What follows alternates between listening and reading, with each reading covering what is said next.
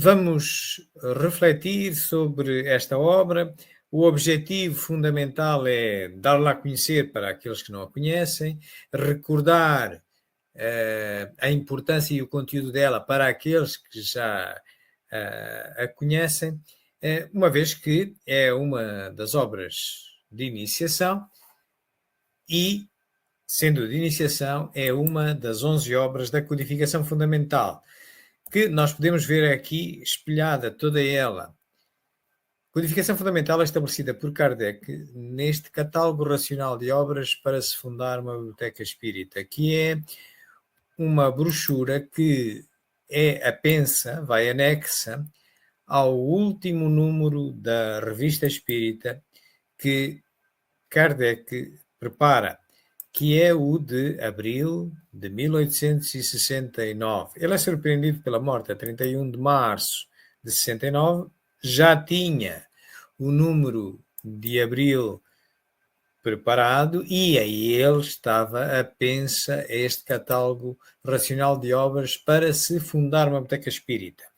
A ideia dele era do conjunto de obras da codificação espírita que tinham sido escritas até então, que se contam pelo número de 32, ele entendeu que deveria escolher aquelas que eram as mais importantes, aquelas que considerou fundamentais. E então, neste catálogo, que está dividido em 3 partes, logo na primeira parte, encontramos exatamente isto, codificação fundamental. E encontramos, então, aqui estas 11 obras.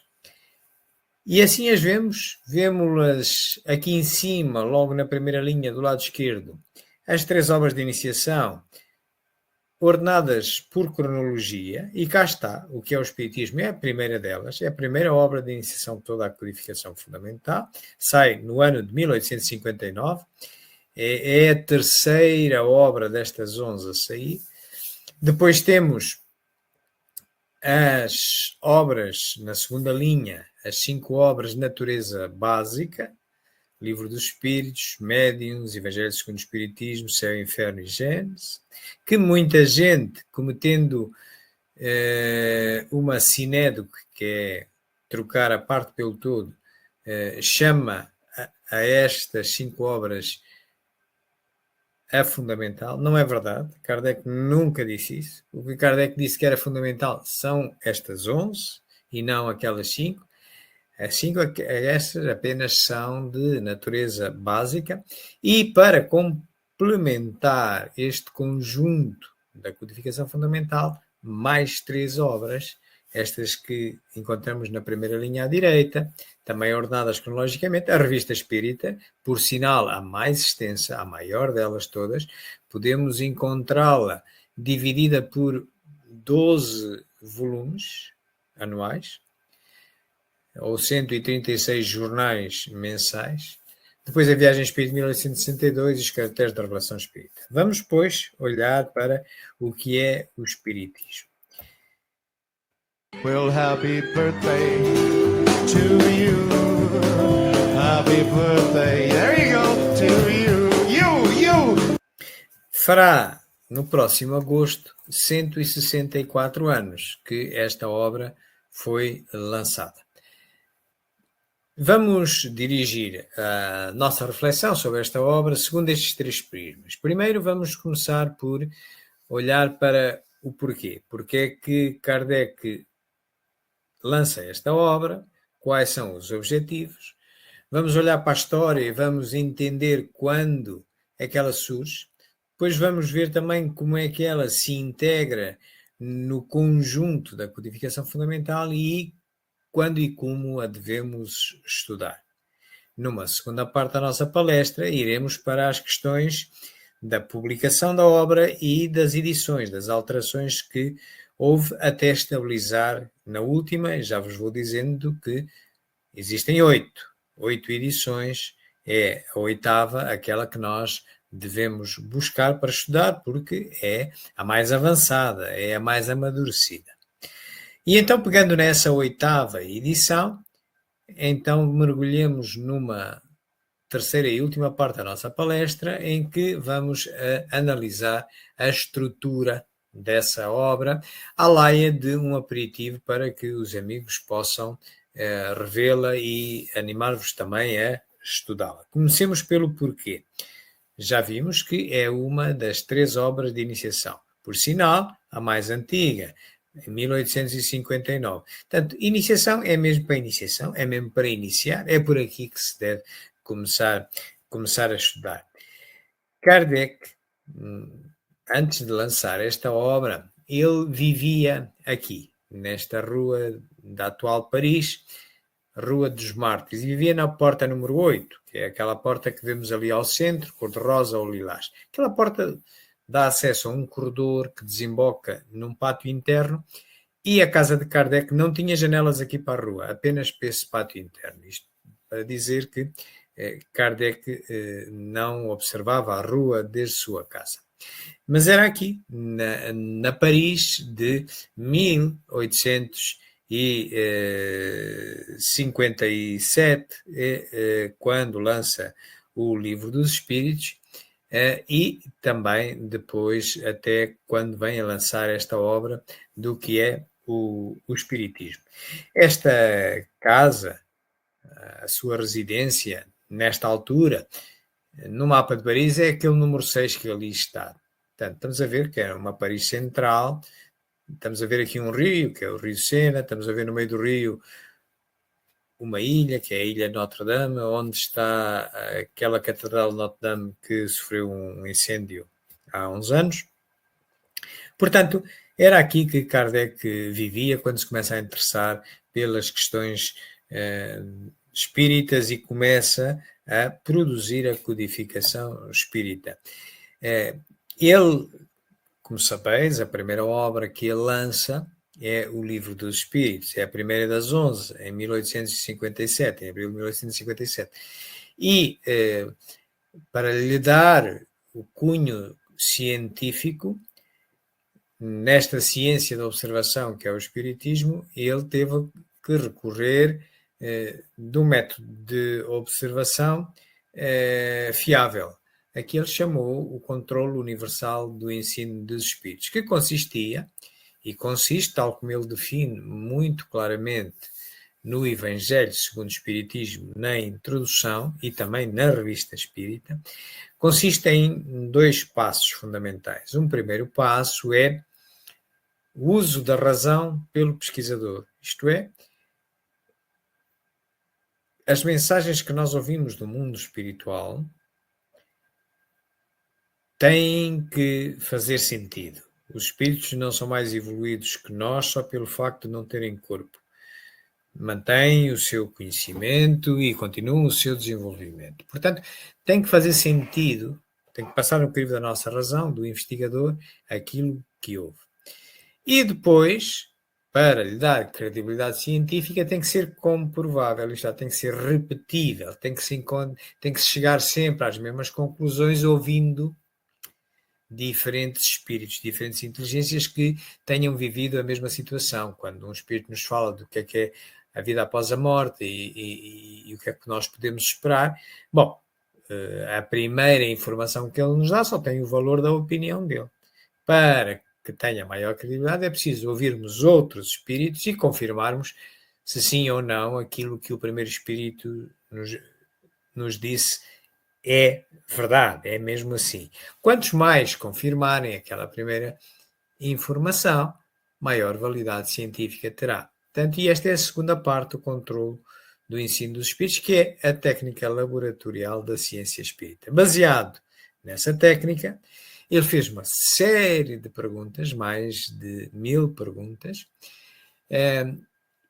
a diferentes espíritos através de diferentes médiuns. Essas mesmas perguntas, e ele ia fazendo na casa desses médiuns que viviam nestes círculos que vemos aqui a azul com letras, e ele interrogava uns espíritos na casa de um, depois passava à casa do outro, com outro médium, interrogava os mesmos espíritos e mais outros, executando o controle universal do ensino dos espíritos. Desse mais de 1000 perguntas que ele tinha na altura, em 57, ele conseguiu obter 501 respostas concordantes. E dessas 501 respostas concordantes, ele então coligiu-as num livro, que é o Livro dos Espíritos, e veio lançar esse livro aqui embaixo, na Galeria de Orleans, que é uma galeria que pertence a um complexo monumental de um palácio, que é o Palácio Royal, ou o Palais Royal, já ao pé do Rio Sena, e que nós vemos aqui num círculo a verde com LE. É aqui este sítio exatamente onde foi lançado o Livro dos Espíritos, em 18 de abril de 57. Isto é a Galeria de Orleans do Palácio Royal. Na altura era muito diferente. A altura era coberta por um telhado. Estas colunas que agora estão aparentemente vazias, não tem nada entre elas, estavam ocupadas por casas comerciais. Era um centro comercial, um shopping center da altura. E uma das casas comerciais que ocupavam um lugar nestas colunas era exatamente a Livraria Danto. Livraria essa que se responsabilizou pelo lançamento do Livro dos Espíritos, cuja capa dessa primeira edição é esta que nós aqui vemos e que na altura tinha apenas 3 partes, para além de uma introdução e de prolongos. E só tinha 501 perguntas, quando hoje, baseado na 16ª edição, esta é a campeã das revisões, das obras revistas da Codificação Fundamental, é a revista 16 vezes, mas como vos dizia, baseada na 16ª edição, o Livro dos Espíritos passou a ter 4 partes, para além da instrução e prolongos, e 1019 perguntas numeradas. Numa capa possível de se encontrar físico, em formato físico, papel, aqui em Portugal, e patrocinado pela Federação Espírita Portuguesa, aqui a temos, mas todas estas obras estão disponíveis na internet, pelo que podemos descarregá-las, elas são livres de direitos, gratuitamente, sem cometermos nenhuma ilegalidade. O tempo vai andando e quando ele chega ao início do ano seguinte, 1858, logo em janeiro, ele começa o lançamento da Revista Espírita, a maior das 11 obras da Codificação Fundamental. Maior porque dura 12 anos, quase 12 anos a ser publicada. Há velocidade, à razão de uma por mês. Isto era um jornal, portanto era um jornal que ia sendo publicado todos os meses. E Kardec responsabilizou-se por todos esses jornais, desde o número 1 até à sua morte, ao seu desencarne. Foram 136 meses. Mas ele, por uma questão de conforto dos estudantes do Espiritismo, e para consulta também, para quem quisesse consultar, ele coligiu, ele encadernava os 12 números de cada ano. No final desse ano ele fazia um livro, fazia um volume anual da Revista Espírita, onde estavam encadernados os 12 números daquele ano. Assim que, por exemplo, numa capa do volume relativo ao ano 58, que também está disponível aqui em Portugal, em formato físico, encontramos esta capa, mas outras há, e, de novo, como vos disse, em PDF, está perfeitamente gratuito e disponível na internet. Portanto, esta é a segunda das 11 obras da Codificação Fundamental. E a terceira já vai ser o que é o Espiritismo. Portanto, antes do que é o Espiritismo, que vai ser lançado no ano de 58, no ano a seguir, só existiam estas duas. Então depois vem em 58 o que é o Espiritismo e as seguintes que aqui vemos desta forma cronológica, indo variando a natureza delas. Começou por uma obra básica, depois foi para uma obra especializada, que é a Revista Espírita, depois veio para uma obra de iniciação, depois voltou por uma especializada, assim sucessivamente, desta forma. Se nós agora organizássemos ou reorganizássemos estas 11 obras nestes 3 subgrupos, os de iniciação básica e especializada, e dentro delas, cronologicamente, tínhamos esta disposição, em que aqui vemos o que é o Espiritismo como sendo a mais antiga das 3 obras de iniciação. Ora, perante uma riqueza destas, portanto, em 59, antes do que é o Espiritismo, apenas tínhamos uma básica e uma especializada. Portanto, e imediatamente antes do que é o Espiritismo, portanto, tinha vindo a Revista Espírita e imediatamente antes o Livro dos Espíritos. Ora, num conjunto tão rico, tão vasto, que é a doutrina espírita, com tantas obras e com estes 3 subconjuntos que de facto definem a finalidade para que servem as obras que pertencem a subconjuntos, as de iniciação, as da básica e especializada, como é que nós devemos estudar o Espiritismo? Bom, se Kardec e os autores espirituais entenderam que haviam de coligir obras de iniciação, bom está de ver, que é para nos iniciarmos por ela. Mas como não fizeram só uma, mas antes 3, já poderemos perguntar por qual delas devemos começar. Diz-nos o bom senso e a razão que se nós temos 3 obras de iniciação e cada uma delas foi publicada em tempos diferentes, em anos diferentes, então a que é mais amadurecida, reflete uma melhor iniciação, é a mais recente, naturalmente, à medida que um autor conhece melhor um determinado tema, então melhor se sentirá para falar dele ou escrever sobre ele. Portanto, então a última das obras de iniciação é a que é um melhor resumo, uma melhor iniciação. Portanto, nós devemos ir da mais recente para a mais antiga. E, naturalmente, como elas também se diferenciam em volume de páginas, naturalmente que qualquer um de nós, se vir uma pequenina brochura com 20 páginas e outra com 200, necessariamente começa pela de 20, só depois é que vai às 200. Ora bem,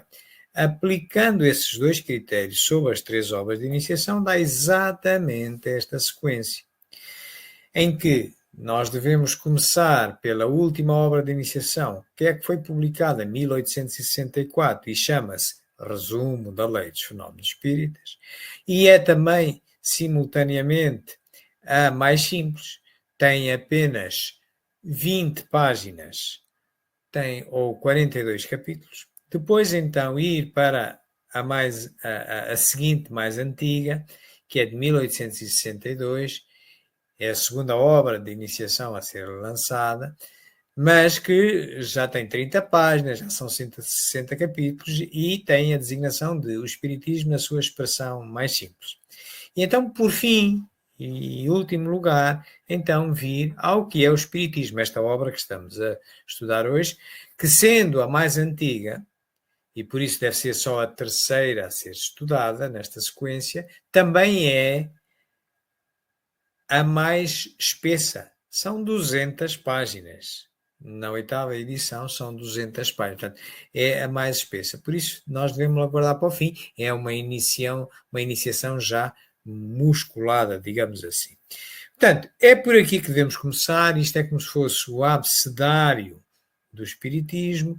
Só depois de nós termos estudado estas 3 obras é que nós devemos partir para estudos mais aprofundados no Espiritismo. E por onde é que se deve começar? Ou continuar, melhor, digamos, esses estudos?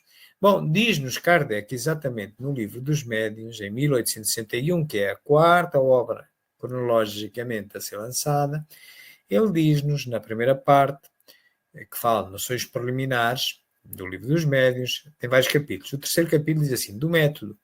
E uma das partes do método, ele fala do método de investigar, do método de conceber as ideias espíritas, etc. Mas também fala do método de estudar, havendo só antes do Livro dos Médiuns, havendo só 3 obras atrás, que era, por cronologia, o Livro dos Espírita e esta obra, o que é o Espiritismo. Ainda não existiam as outras de iniciação, porque estavam ainda no futuro. Não? E então ele diz lá, e podem verificar por vocês próprios, ele diz lá que começar pelo que é o Espiritismo. Ora, ele não mandou começar pelo Livro dos revista espírita. Não, mandou começar pelo que é o espiritismo. Ora, o que é que ele quer dizer? Comecei pela uma obra de iniciação. Só havia uma, portanto, era aquela. Ok? Portanto, hoje, havendo 3, não vamos então estudar primeiro todas as 3 nesta sequência que nós já vimos. E então, depois de estudares o que é o espiritismo, depois de vos iniciares, então sim, ide para o Livro dos Espíritos. Portanto, nós não devemos começar pelo Livro dos Espíritos. 2 razões vos podemos dar para não começar pelo Livro dos Espíritos e bailavam na cabeça de Kardec em 1861. Uma, confusão entre espírito e alma. Outra, confusão entre possessão e subjugação. Portanto, em 57 estava-se a criar esta doutrina, estava-se a criar vocábulos, termos novos, etc. E, por exemplo, espírito e alma, o Livro dos Espíritos considerava como sinónimo. E ele rapidamente se apercebeu que era um erro, que não estava certo, filosoficamente não estava correto, e então ele logo clarifica isso na primeira obra de iniciação, o que é o Espiritismo, como hoje veremos. Portanto, e outra questão que ele só vem a clarificar em 1863 e anos seguintes, na revista Espírita e depois na Gênese, é a diferença entre subjugação e possessão, que para o Livro dos Espíritos também considerava sinónimos. Estão a ver? Portanto, não é por acaso que Kardec foi lançando várias obras, não é por acaso que ele faz este catálogo racional de obras para se fundar uma biblioteca espírita e aconselha no Livro dos Espíritos como estudar espiritismo. Portanto, e continuando essas orientações de Kardec, nesse capítulo 3º do método da primeira parte do Livro dos Espíritos, ele depois diz assim, bem, depois de teres estudado o que é o espiritismo, a obra de iniciação, e o Livro dos Espíritos, então, pegai na revista espírita. E tematicamente, lendo a revista espírita, e à medida que vou encontrando um tema, e de procurar esse tema nas outras obras.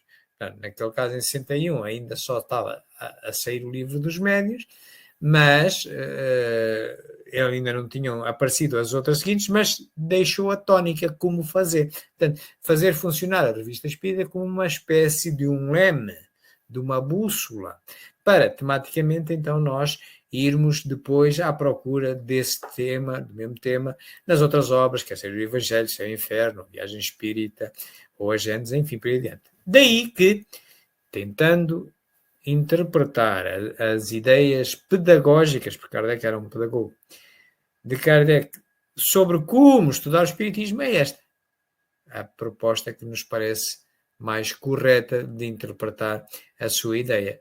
Portanto, começar todas as iniciação, Livro dos Espíritos, e então Revista Espírita depois, ir saltando tematicamente para as seguintes. É como se nós considerássemos a codificação fundamental como uma casa, um edifício. E necessariamente em qualquer casa nós começamos a nossa casa pelos alicerces, pelas bases, não é? Portanto, quais são os alicerces do edifício da codificação fundamental? São exatamente as obras de iniciação, entre as quais esta obra, o que é o Espiritismo, que hoje vamos rever, vamos refletir sobre ela. Depois de termos os alicerces feitos, então estamos em condições de colocar o chão da casa. Qual é que é o chão da casa? É o Livro dos Espíritos. É o livro que vem a seguir depois de nos iniciarmos. Depois do Livro dos Espíritos, tal como na casa, começamos a construir as colunas que vão suportar as paredes, as janelas, o telhado, enfim. Ora, e começamos normalmente pela coluna mestra, aquela coluna mais forte onde vai assentar o peso maior da casa. Qual é que é? É esta. A Revista Espírita, foi o que ele disse no Livro dos Médiuns, peguei na Revista Espírita e tematicamente ir depois à procura desse assunto nas outras obras. E então, as outras obras que são, digamos, as outras colunas desta casa. A Gênese, que se baseia, é uma expansão da primeira parte do Livro dos Espíritos, as causas primárias. O Livro dos Médiuns, que é uma expansão da segunda parte do Livro dos Espíritos, o Mundo Espírita. O Evangelho segundo o Espiritismo, que é uma expansão da terceira parte do Livro dos Espíritos, das Leis Morais, e, por fim, o Céu e o Inferno, que é uma expansão da quarta parte do Livro dos Espíritos, as Esperanças e Consolações. E, por fim, como em qualquer casa, um telhado, que neste caso, esta casa até tem 2 sótãos, que é a Viagem Espírita, de 1862, e os Caracteres da Revelação Espírita, que, juntos com a Revista Espírita, constituem o subgrupo das obras especializadas. Portanto, queridos amigos, esta é a relação sistémica entre as obras. Já estamos a entender onde é que se posiciona e como se relaciona esta obra de iniciação com as outras, e teremos, pois, em condições, então, agora, olhar para as questões da publicação da obra e as suas posteriores revisões. Ela é publicada pela primeira vez em 20 de agosto de 1859, como já vimos, é a terceira obra na cronologia das 11, com esta capa que aqui vemos. É publicada quando a Sociedade Parisiense de Estudos Espíritas tinha cerca de 1 ano de formação e se situava aqui, neste edifício, que continua a ser no Palácio Real, mas numa galeria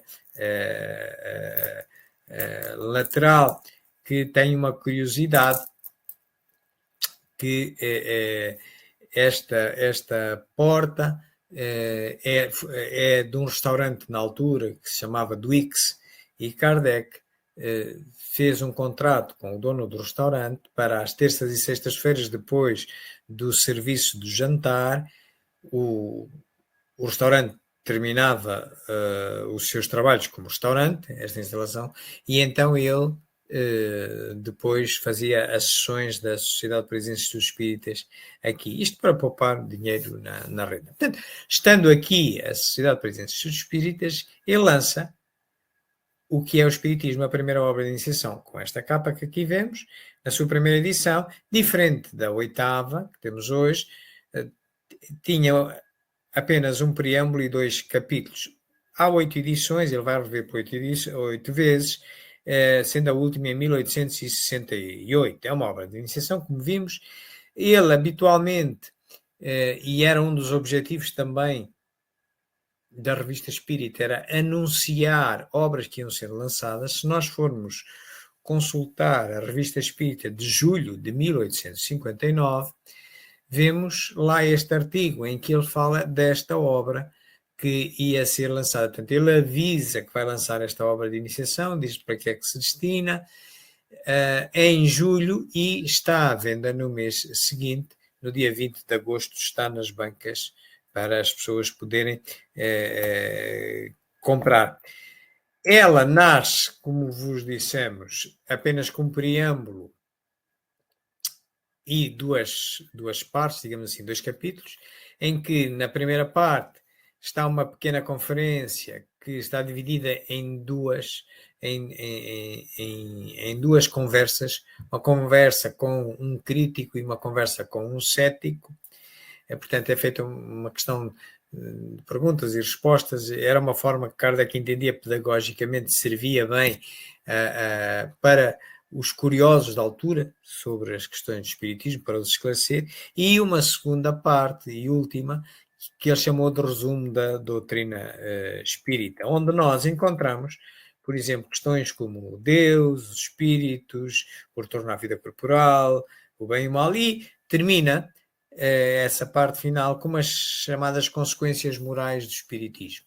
Portanto, que depois do parágrafo 85 vem um texto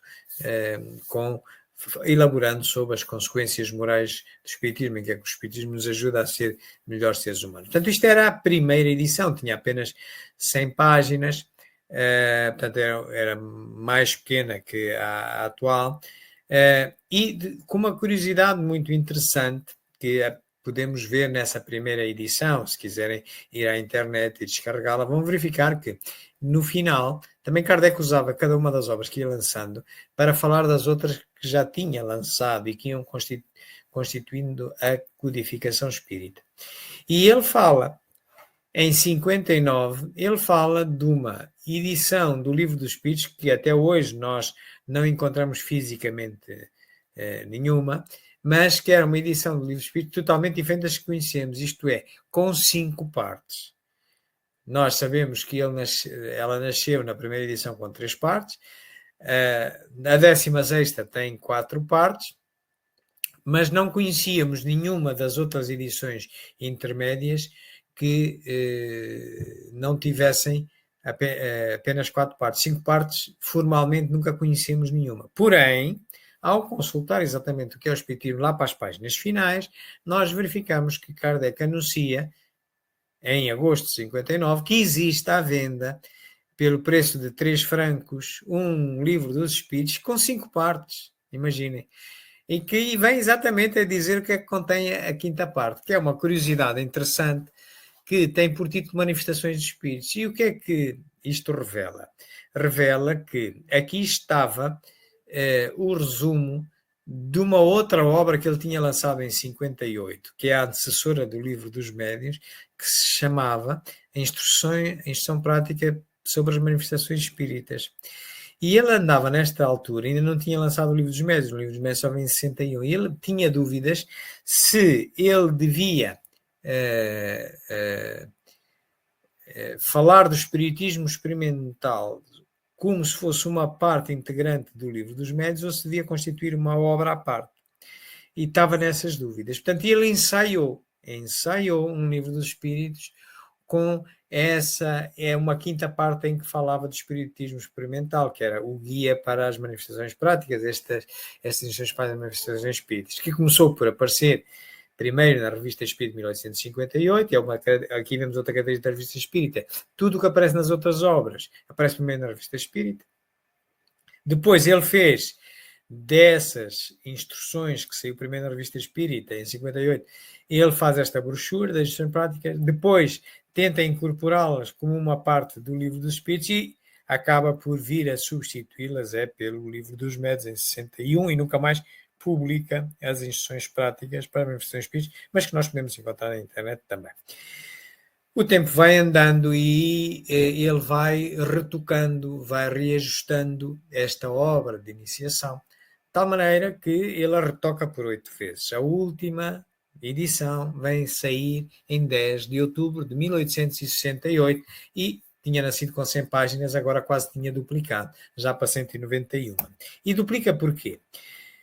Para além do preâmbulo, onde tem as 2 únicas definições de espiritismo que Kardec nos deixa, vem logo no preâmbulo desta obra, repararam que a primeira parte era constituída apenas por 2 conversas, era o crítico e o cético. Reparam, pequena conferência, aqui ele expandiu e pôs mais uma conversa, agora com um sacerdote católico, sobre estas questões. Portanto, ficou mais gorda, maior esta pequena conferência com 3 conversas, a do crítico, a do cético e a do sacerdote. Depois, uma segunda parte em que ele numerou da 1 a 104 noções elementares de espiritismo, o que é a alma, o que é o espírito, o que é Deus, enfim, coisas elementares. Portanto, e vocês recordam-se que na primeira edição só tinha 2 partes, não era? Portanto, depois tinha umas consequências morais do espiritismo, mas estava tudo metido na segunda parte. Ora, ele resolveu passar essas consequências morais do espiritismo expandindo para uma terceira parte, um terceiro capítulo. E então a obra fica com um terceiro capítulo em vez de 2, como tinha na primeira edição, em que nesse terceiro capítulo ele intitula esse terceiro capítulo Soluções de alguns problemas pela doutrina espírita e coloca aqui mais 50 e poucos capítulos que são, digamos, a expansão daquelas ditas consequências morais do estudo do espiritismo que vinha na primeira edição. A capa da 8ª e última edição é esta, cá vem, tem um preâmbulo e 3 capítulos em vez de ter só 2. Numa capa física possível de encontrar aqui em Portugal, cá temos, mas como vos dissemos, todas estas obras podem ser descarregadas gratuitamente na internet. Então, baseando-nos na 8ª e última edição, que é a mais amadurecida delas todas, vamos olhar. As pessoas que só têm conhecimento superficial do espiritismo são, naturalmente, inclinadas a formular certas questões, cuja solução podiam, sem dúvida, encontrar em um estudo mais aprofundado dele, porém, o tempo e, muitas vezes, a vontade lhes faltam para se entregarem a observações seguidas. Por isso, achamos útil apresentar resumidamente as respostas a algumas das principais perguntas que nos são diariamente dirigidas. Isto será, para o leitor, uma primeira iniciação. Aqui escutamos aquilo que ele já tinha dito na revista Espírita, quando anunciou que ia lançar o que é o Espiritismo e que depois transferiu também para o preâmbulo desta obra, explicando a que é que se destina esta obra, exatamente para dar uma primeira ideia a qualquer leitor que não soubesse o que era o Espiritismo, mas quisesse saber, dar-lhe uma primeira ideia, portanto, uma verdadeira obra de iniciação, que cá está, constituída já por estas 3 capítulos que vimos que foi evoluindo e na 8ª edição já tem estes 3 capítulos. Neste preâmbulo, como tivemos o cuidado já também de vos dizer, também lá vêm as 2 únicas definições que ele nos deixa de espiritismo. Uma primeira é esta, a mais ampla, em que ele nos diz que é ao mesmo tempo uma ciência de observação e uma doutrina filosófica, é simultaneamente filosofia e ciência. E diz-nos ele que, no que toca à parte da comprovação, da ciência, à experimentação, ele consiste e estuda as relações que se estabelecem entre nós espíritos e com base nessas conversas, nessas relações com ele, extrai dali, pelo controle universal do ensino dos espíritos, as leis gerais e universais que regem a vida espírita, digamos assim, e que se materializam em orientações morais, orientações de bem proceder, que são de ordem filosófica, porque são justificadas. O que é bem ou o que é mal proceder, o espiritismo obriga-se a justificar porque é que é bem e porque é que é mal, por isso é filosofia moral, que à data 2 se chama ética. Portanto, ele diz, como filosofia compreende todas as consequências morais que dimanam dessas mesmas relações. Uma segunda e última definição que ele nos deixa sobre o espiritismo já é muito mais focada na ciência e é esta que aqui vemos, em que nos diz que, como ciência, trata da natureza, da origem e do destino dos espíritos, bem como das suas relações com o mundo corporal. Isto o que nós podemos encontrar no preâmbulo. Depois vamos revisitar cada uma das partes, nós vamos ver em detalhe, mas vamos ver aquilo que nos parece mais relevante e deixamos depois um estímulo para que vocês consultem as restantes. Na primeira parte, no primeiro capítulo, na primeira conferência, que tinha nascido apenas com 2, que era o crítico e o cético, depois é expandido para 3, o sacerdote, vamos ver o que é que nós podemos encontrar nas questões do crítico, por Não exemplo. considero a crítica como expressão da opinião pública, mas como juízo individual, que bem pode enganar-se. Se o espiritismo é uma falsidade, ele cairá por si mesmo.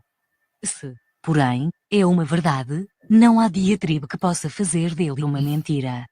É de lógica elementar que o crítico conheça, não superficialmente, mas, a fundo, aquilo de que fala, sem o que, sua opinião não tem valor. Portanto, isto para vos ilustrarmos desta conversa que ele tem com um crítico do espiritismo. Como todos nós sabemos, ainda hoje, no século XXI, muita gente critica sem se ter dado ao trabalho de conhecer minimamente aquilo que está a criticar. Critica porque houve outros dizerem mal, porque quer apresentar, quer se fazer notório só por ter uma opinião, mas sem conhecer. Portanto, e Kardec adverte que quem queira fazer uma crítica construtiva tem que ser sério, tem que, no mínimo, saber aquilo, conhecer alguma coisa do que está a criticar e não criticar por criticar. Portanto, e é assim que muita gente, por exemplo, julgava que isto era mais uma religião, quando não é, é uma filosofia, uma ciência. Portanto, havia de tudo. E então, ele resume nesta frase lapidar que aqui vemos que, de facto, é de lógica elementar que qualquer crítico, aquele que se candidata a criticar algo, conheça com profundidade, não é superficialmente, aquilo de que fala, porque senão que valor é que tem?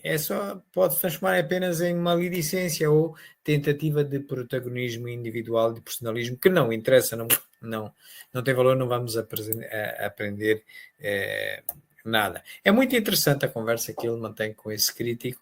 Aconselho-vos a ler todo este primeiro capítulo, nestas conferências, vem assim elaborado. É uma conversa muito interessante. Nas noções elementares, como vos dissemos, estão lá 104 capítulos, onde vêm conceitos, ele esclarece conceitos, como, por exemplo, corrigindo o que vinha do livro dos Espíritos, a diferença entre alma e espírito. Portanto, ele define bem o que é alma, espírito e homem, esses três seres, ou a qualidade dos médiuns. Vamos, por exemplo, rever o que é quando ele recapitula estas questões da alma, espírito e homem. A união da alma, do perispírito e do corpo material constitui o homem. A alma e o perispírito separados do corpo constituem o ser chamado espírito. A alma é assim um ser simples, o espírito um ser duplo, e o homem um ser triplo. O que é que ele nos diz aqui? Diz-nos que, afinal, o homem é constituído por três elementos. Há três elementos base, que é a alma, o perispírito e o corpo. E da associação destes três elementos, assim nascem três seres. A alma, por si só, é também um ser simples, isto é, pode existir sem perispírito e sem corpo. Há de ser, quando nós já tivermos feito todo o progresso que podíamos fazer com reencarnações, já não precisamos de perispírito nem de corpo, tudo bem. Num planeta divino, planeta feliz, enfim, só princípio inteligente, tudo bem. Por enquanto ainda não é esse o nível em que nós estamos, nos planetas físicos em que vamos encarnar. Nós precisamos de um perispírito para que faça a ligação entre o princípio inteligente, que é a alma, e posteriormente com a matéria mais densa, que é um corpo. Portanto, quando a alma se associa a um perispírito, que é uma interface entre a alma e o corpo que vem materializado depois da encarnação, então passa a ser designado espírito e é um ser duplo. Ser duplo porquê? Porque tem dois elementos. É a alma e o perispírito. É um ser duplo. E é assim que esse ser duplo, quando depois vai cumprir uma encarnação, esse ser duplo reveste-se de um corpo. Um segundo envoltório, que é o corpo. E então passa a ser um ser triplo, porque entretanto tem a alma, o perispírito e o corpo. Ok? É um ser triplo. Cumpre a encarnação, mas ainda vai voltar a encarnar, mantém o perispírito, perde apenas o corpo e volta a ser duplo. Terminou as encarnações todas, a última encarnação que fez, então perde o corpo e perde o perispírito, que não precisa dele para nada, e vira só apenas ser simples. Porque no livro dos Espíritos estava confuso, e é uma das razões por Kardec recomenda não começar o estudo do Espiritismo pelo livro dos Espíritos. Ele sabia o que estava a escrever. Ele vem retificar isto em qualquer uma das obras de iniciação. Se nós começarmos por qualquer uma delas, ela explica isto, claramente, isto que aqui estamos a ver. O que nós vimos aqui é o que vem no parágrafo 14 do capítulo 2 do que é o Espiritismo. Ok?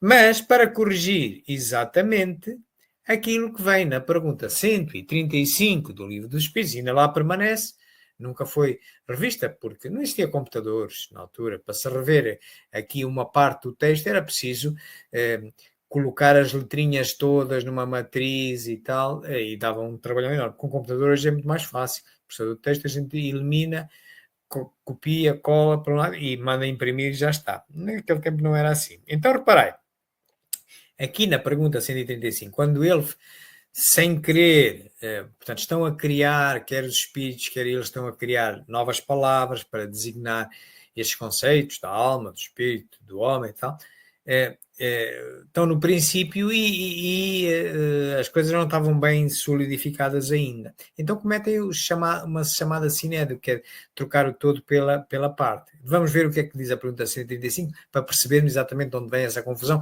que muita gente ainda hoje troca alma e espírito acha que são sinónimos, mas não são, filosoficamente não são, e está demonstrado, quer no que é o espiritismo, quer em qualquer obra de iniciação, quer na revista espírita, e vamos ver como as obras de iniciação vêm corrigir o que estava confuso cá atrás. Vamos ver, vamos ler. Diz a pergunta 135, há no homem alguma coisa além da alma e do corpo? Estão a ver? 2 daqueles 3 elementos. Ele diz, sim, há o laço. Ok. O terceiro elemento é o laço, que liga a alma ao corpo. Espera, liga a alma ao corpo.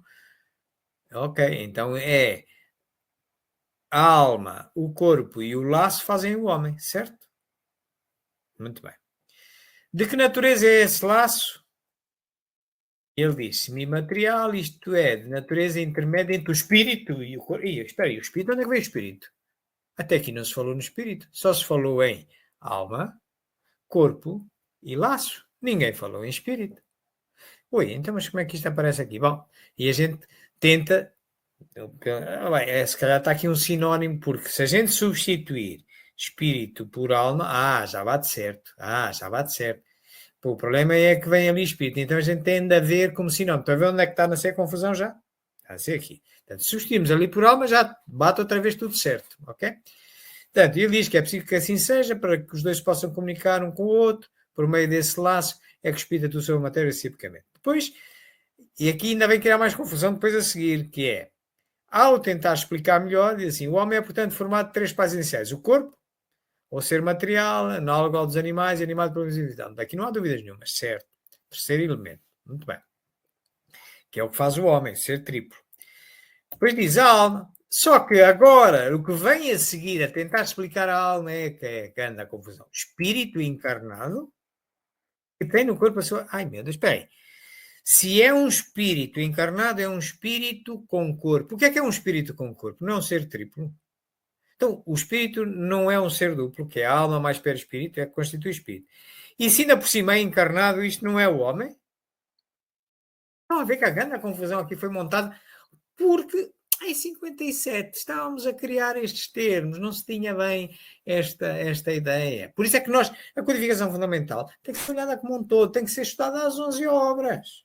Não é só ficarmos numa, nem ficar só no livro dos espíritos. Não, e devemos começar nas obras de iniciação, porque nas obras de iniciação isto vem tudo muito claro. Quando nós chegamos aqui ao livro dos espíritos, já percebemos que a confusão que foi criada deve-se ao facto de ter sido a primeira. E, claro, não é por acaso que Kardec reviu todas as obras da codificação fundamental. Isto não é obra feita. Portanto, ele, à medida que ia sabendo mais, os espíritos também, ia retificando. Portanto, continuando, depois ele diz que, terceiro, o princípio intermediário é o perispírito. Este é o dito laço, né, que ele falava no início, na raiz da pergunta. Né, é o perispírito, substância material que serve bem envoltória ao espírito. Lá está, o espírito não é, devia ser a alma, certo? Certo, primeiro envoltório, a alma, e que liga a alma ao corpo. Tal num fruto, o germa no perisperma e a casca. Portanto, queridos amigos, aqui tendes escalpelizada a confusão de alma e espírito que Kardec corrige posteriormente em todas as obras de iniciação, e é por isso que Kardec recomenda começar-se o estudo pelas obras de iniciação e não pelo livro dos espíritos ou o Evangelho ou outra obra qualquer. É para entrarmos bem já com ideias consolidadas de aquilo que precisamos saber, da terminologia, etc., dos conceitos, vários que houver. Também nos fala na qualidade dos médiuns, por exemplo, na pergunta 79, dentro dessas 104, e até nos diz uma coisa muito interessante, que a faculdade mediúnica é uma propriedade do organismo e não depende das qualidades morais do médium. Isto é uma capacidade orgânica. A mediunidade existe com o homem. O homem, como ser triplo, todos nós somos médiuns. Todos sentimos, de alguma forma, a presença do espírito. Só que, normalmente, só chamamos médiuns àqueles que o fazem, mostram essa capacidade de comunicação com os espíritos de uma forma ostensiva. Mas, recordando sempre que numa metáfora musical, digamos assim, o médium é como se fosse apenas um instrumento musical. Quem é o músico é o espírito. Ok? Portanto, se não houver espírito, não há comunicação mediúnica. A menos que o médium invente. Ok? Portanto, o espírito é como se fosse o músico que faz soar o violão. E é claro que um bom músico tanto toca um violão mais humilde como um violão mais sofisticado. O que pode acontecer é que o violão mais humilde pode não ter as mesmas capacidades acústicas do outro, pode-se ouvir pior a música, enfim, mas um bom espírito, um bom músico toca qualquer violão, um bom espírito serve-se do médium que estiver à mão para poder comunicar-se. Claro que se tiver um violão, ou digamos um médium neste caso, mais adequado a uma comunicação mais inteligente, etc., se for o caso, ele vai escolher. Portanto, digamos que a mediunidade, ela se nos mostra desenvolvida tanto nos mais dignos como nos mais indignos. Não se dá, porém, o mesmo com a preferência que os espíritos bons dão ao médium. Portanto, o músico, tendo vários violões à escolha, necessariamente vai escolher aquele que melhor se adequa e que melhor pode reproduzir a sua música. Portanto, o médium é um instrumento, digamos.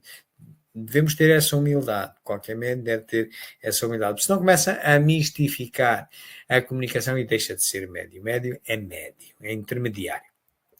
Bom, isto sobre um cheirinho, digamos assim, sobre o segundo capítulo, Noções Elementares, e por fim, o último e terceiro capítulo, aquele que nasce depois da primeira edição, em que ele transforma aquelas consequências morais do Espiritismo em cerca de 50 e poucos parágrafos, em que mostra, por exemplo, como a pluralidade dos mundos, ou o que é que se passa depois da morte. Vamos ver, por exemplo... Os diferentes mundos que circulam no espaço terão habitantes como a Terra.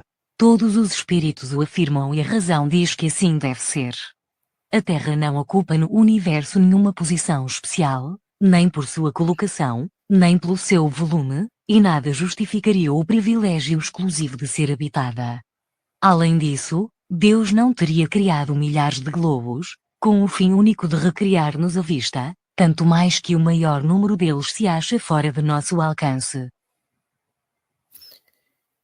O contacto com os espíritos, e nomeadamente com espíritos até encarnados noutros planetas, alguns deles tendo estado encarnados previamente na Terra, lhe vem mostrar, comprovar que exatamente existem outros mundos habitados. E que os espíritos mais adiantados depois e mais conhecidos lhe dizem: todos os globos que vocês veem estão habitados.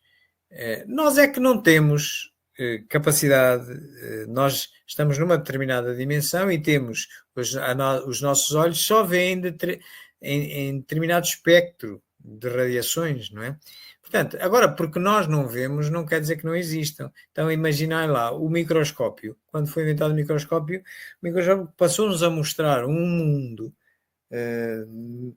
micro que nós, a olho nu, também não víamos. As bactérias, os unicelulares, estão a ver? Nós não vimos, mas não era por isso que não existiam. Estão a ver? É preciso termos a aparelhagem correta, o sensor correto para ver. Portanto, quando nós olhamos para a Lua, olhamos para Júpiter, olhamos para Marte, aqueles globos, Deus não andou a pôr aqueles globos ali só para deleite à noite de uns indivíduos, de uma comunidade de seres humanos terrestres perdida, que somos um grão num universo enorme. Não faria sentido Deus desse este trabalho, fazer este universo todo para o deleite de nós, de uns poucos aqui. Não faz sentido nenhum. São coisas deste género que ele vem explicar, como também explica o que é que há que esperar. Qual a situação da alma imediatamente depois da morte do corpo? Tem ela instantaneamente a consciência de si? Em uma palavra, que vê, que experimenta ela. No momento da morte, tudo se apresenta confuso, é preciso algum tempo para se reconhecer. O tempo da perturbação, sequente à morte, é muito variável. A sensação que a alma experimenta nesse momento é também muito variável. Em sua nova situação, A alma vê e ouve ainda outras coisas que escapam à grosseria dos órgãos corporais. Tem, então, sensações e percepções que nos são desconhecidas. Resumidamente, Kardec vem também explicar daquilo que comprovou ouvindo espíritos que tinham passado pela morte, vários, que isto acontece em todos. Tudo se apresenta confuso após a morte, há sempre uma perturbação, que esse tempo de perturbação é muito variável, mesmo os espíritos mais adiantados sofrem uma perturbação mais breve, mas sofrem, nem que seja não se recordarem no momento em que morreram. A sensação que a alma experimenta é muito variável também, em função do seu adiantamento espiritual, de cada um dos seres que cruzam a morte, deixam de estar encarnados, e que têm sensações e percepções que nos são desconhecidas. Temos uma capacidade já livres deste condicionalismo, deste obstáculo que é digamos que é um invólucro pesado, já livre disso, nós temos uma acuidade de conhecimento muito superior, e, portanto, e há sensações e percepções que nos são desconhecidas. Nós vemos isto claramente depois, muito bem desenvolvido, por exemplo, no Céu e Inferno, que decorre da quarta parte do livro dos Espíritos, onde tem uns exemplos numa segunda parte e mostra espíritos felizes, espíritos suicidas, enfim, e mostra-nos exatamente isto de uma forma comprovada. Meus amigos, era isto que nós tínhamos para vós sobre esta questão, à laia de um incentivo para que revejam aqueles que já conhecem a obra, ou aqueles que estão-se a iniciar no Espiritismo, que a leiam, não esquecendo que não deve ser a primeira que vão estudar. Comecem pelo resumo da Lei dos Fenómenos Espíritos, depois o Espiritismo na sua expressão mais simples, então depois o que é o Espiritismo. Então depois sigam para a Revista Espírita e tematicamente, depois sigam para o Livro dos Espíritos, perdão, Livro dos Espíritos, depois Livro dos Espíritos, então depois do Livro dos Espíritos é que pegam na Revista Espírita e tematicamente podem ir às outras todas, que aqui estão, as 11, olha, aqui na primeira linha estão aqui referidas. Estas que estão aqui na segunda linha, aqui ao lado esquerdo, está aqui as instruções práticas das manifestações espíritas, a tal obra que chegou a incorporar a dita quinta parte do Livro dos Espíritos, que chegou a existir em 1859, o catálogo racional de obras para a Segunda Biblioteca Espírita, que é quem define o que é a codificação fundamental, as obras póstumas, que é uma obra de Allan Kardec, mas não é da codificação fundamental, porque foram os rascunhos que ele deixou à sua morte, não estavam incluídas em nenhuma das outras 11 obras. Uma biografia de Allan Kardec, de Henri Sauce, um livro de Berto Foro por Muita Luz, que nos ajuda a perceber o que se passou após a morte de Allan Kardec, o que aconteceu no movimento espírita. O livro do Espírito, na sua tradução histórica e lendária, que nos ajuda a entender os primeiros passos do Espiritismo sob a batuta de Allan Kardec, antes do Livro dos Espíritos.